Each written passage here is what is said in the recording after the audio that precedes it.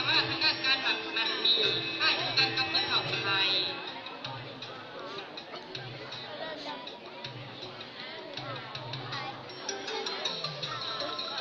การยังแบบที่สุดต่อมาเป็นมากที่สุดเผ่าลูกปะโกลูกปะโกมีต้นกำเนิดมาจากเวียดนามจนดำรงชีวิตและภูมิลำเนาตั้งอยู่ใกล้กับชายแดนลาวเวียดนาม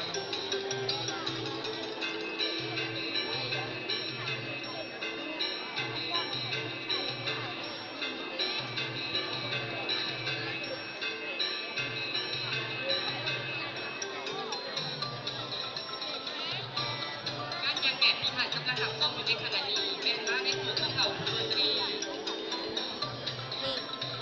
ต้นเผ่าดนตรีมีต้นกำเนิดมาจากประเทศเมียนมาได้เข้ามาดำรงชีวิตและอาศัยอยู่ที่แขวงสวรรณเขต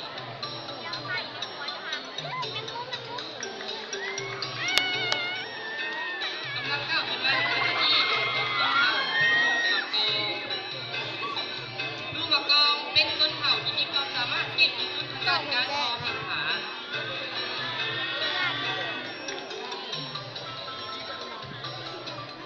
เก่งทางด้านจบคิด